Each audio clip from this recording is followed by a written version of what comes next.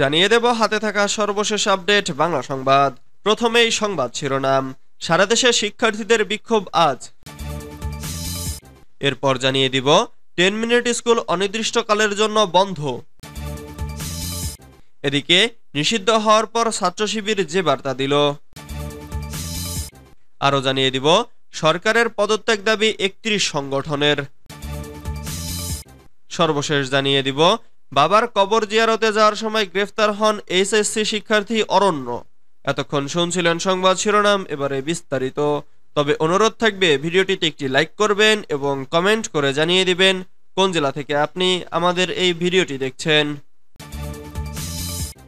সারা দেশে শিক্ষার্থীদের বিক্ষোভ আজ।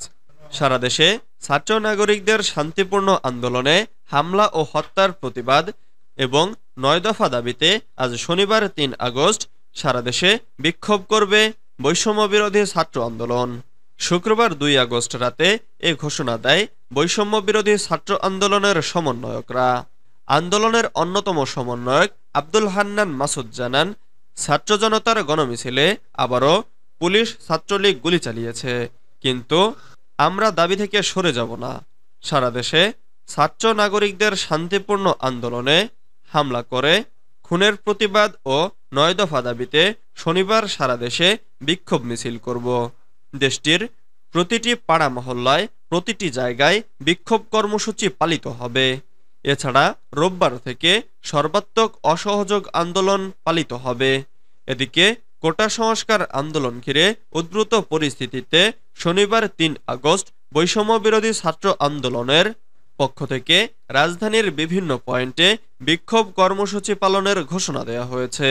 শুক্রবার 2 আগস্ট রাতে গণমাধ্যমে পাঠানো এক বিজ্ঞপ্তিতে বেসরকারি বিশ্ববিদ্যালয়ের ছাত্র শিক্ষক, বিভিন্ন স্কুল কলেজের শিক্ষার্থী শিক্ষক ও পেশাজীবীদের কর্মসূচিতে অংশ নেয়ার আহ্বান জানানো হয়।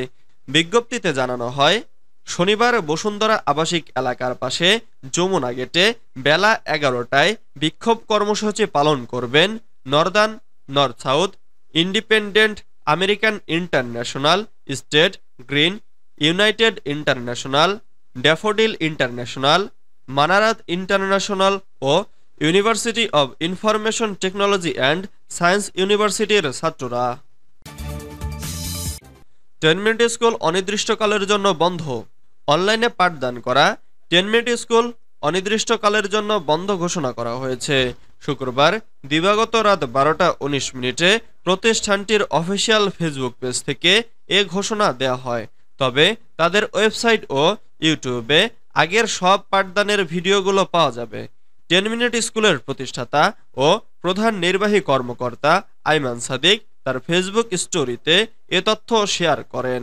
সেখানে বলা হয়, 10 মিনিট স্কুলের সব লাইভ ক্লাস, রিভিশন ক্লাস এবং ইংলিশ সেন্টারের অফলাইন ক্লাস শনিবার থেকে অনির্দিষ্টকালের জন্য বন্ধ থাকবে। প্রসঙ্গত 2015 সালে যাত্রা শুরু করে 10 মিনিট স্কুল। বর্তমানে ষষ্ঠ থেকে দ্বাদশ শ্রেণীর শিক্ষার্থীদের অনলাইন ব্যাচে লাইভ ক্লাস ও পরীক্ষার মাধ্যমে বোর্ড সিলেবাস ভিত্তিক পড়াশোনা ও পরীক্ষা প্রস্তুতি এবং বিশ্ববিদ্যালয় ভর্তি শিক্ষার্থী ও চাকরির প্রত্যাশীদের প্রস্তুতিতে সাহায্য করত প্রতিষ্ঠানটি। নিষিদ্ধ হওয়ার পর ছাত্র শিবির যে বার্তা দিল। নিষিদ্ধ হওয়ার পর বাংলাদেশ ইসলামী ছাত্র শিবির এক বিবৃতিতে অভিযোগ করেছে, সরকার নিজেদের অপকর্ম ঢাকার জন্য সংগঠনটিকে নিষিদ্ধ ঘোষণা করে চলমান আন্দোলনকে ভিন্ন খাতে প্রবাহিত করতে যাচ্ছে। বিবৃতিতে আরো বলা হয়, সরকারের এই হাস্যকর সিদ্ধান্ত ছাত্র শিবির সহ দেশের ছাত্র সমাজ ঘৃণাভরে প্রত্যাখ্যান করেছে। বৃহস্পতিবার নিষিদ্ধ ঘোষণা করে সরকারের প্রজ্ঞাপন জারির পর বিবৃতি দেন ছাত্র শিবিরের কেন্দ্রীয় সভাপতি মঞ্জুরুল ইসলাম ও সেক্রেটারি জেনারেল জাহিদুল ইসলাম। বিবৃতিতে ছাত্র শিবিরের কেন্দ্রীয় সভাপতি মঞ্জুরুল ইসলাম ও সেক্রেটারি জেনারেল জাহিদুল ইসলাম বলেন, 1977 সাল থেকে আজ অবধি বাংলাদেশ ইসলামী ছাত্র শিবির দেশের প্রতিটি সেক্টরে সৎ, দক্ষ ও দেশপ্রেমিক নাগরিক উপহার দিয়ে আসছে। দেশের স্বাধীনতা ও সার্বভৌমত্ব রক্ষা এবং সুন্দর একটি সমাজ বিনির্মাণের লক্ষ্যে ইসলামী ছাত্র শিবিরের প্রতিটি জনশক্তি জালেমের চোখ রাঙানি উপেক্ষা করে দেশ ও জাতির কল্যাণে নিরলস কাজ করে যাচ্ছে। গঠনমূলক কাজ, উন্নয়ন, নৈতিক চরিত্র ও ইসলামের সুমহান আদর্শে অনুসরণের মাধ্যমে এই কাফেলা আপামর ছাত্র জনতার আশা ভরসার প্রতীকে পরিণত হয়েছে। সরকারের পদত্যাগ দাবি ৩১ সংগঠনের। তেল, গ্যাস, খনিজ সম্পদ ও বন্দর বিদ্যুৎ রক্ষা জাতীয় কমিটির সদস্য সচিব অধ্যাপক আনু মোহাম্মদ বলেছেন, জুলাই হত্যাকাণ্ডের বিচার করতে হবে এবং কারফিউ প্রত্যাহার করে সব ধরনের নির্যাতন নিপীড়ন বন্ধ করতে হবে। আর এগুলো করতে হলে এই সরকারকে পদত্যাগ করতে হবে। শুধু পদত্যাগ করলেই হবে না, মুক্তিযুদ্ধকে যেমন জনগণের হাতে নিয়ে আসতে হবে, এই দেশকেও তেমনি জনগণের হাতে নিয়ে আসতে হবে। শুক্রবার রাজধানীর জাতীয় প্রেস ক্লাবের সামনে ৩১টি সাংস্কৃতিক সংগঠন আয়োজিত জাতীয় শহীদ মিনার অভিমুখে পদযাত্রার প্রাক্কালে রক্তের দাগ দিচ্ছে ডাক, স্বৈরাচার নিপাত যাক শীর্ষক সংক্ষিপ্ত সমাবেশে তিনি এসব কথা বলেন। আনু মোহাম্মদ বলেন, ছাত্রদের আন্দোলনকে ঘিরে দেশি বিদেশি অনেক ষড়যন্ত্র সক্রিয় রয়েছে, তাদের ফাঁদে পা দেওয়া থেকে সতর্ক অবলম্বন করতে হবে। বাবার কবর জিয়ারতে যাওয়ার সময় গ্রেপ্তার হন এইচএসসি শিক্ষার্থী অরণ্য। গত বছরের সেপ্টেম্বরে বাবার মৃত্যুর পর প্রায় প্রতিদিন বাবার কবর জিয়ারত করতে যেতেন অহনাব আকিব অরণ্য। কোনো দিন দুবারও যেতেন। গত শুক্রবার জুমার নামাজ শেষ করবার পর কবর জিয়ারত করতে যাচ্ছিলেন তিনি। তখন পাশ দিয়ে যাচ্ছিল পুলিশের একটি গাড়ি। গাড়িটি সামনে গিয়ে আবার পেছনে ফিরে আসে।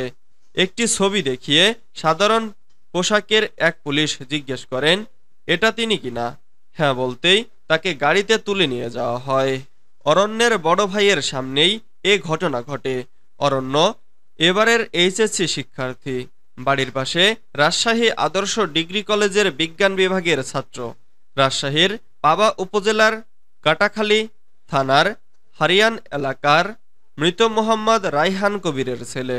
গত শনিবার নগরের মতিহার থানার একটি মামলায় তাকে গ্রেফতার দেখানো হয়েছে।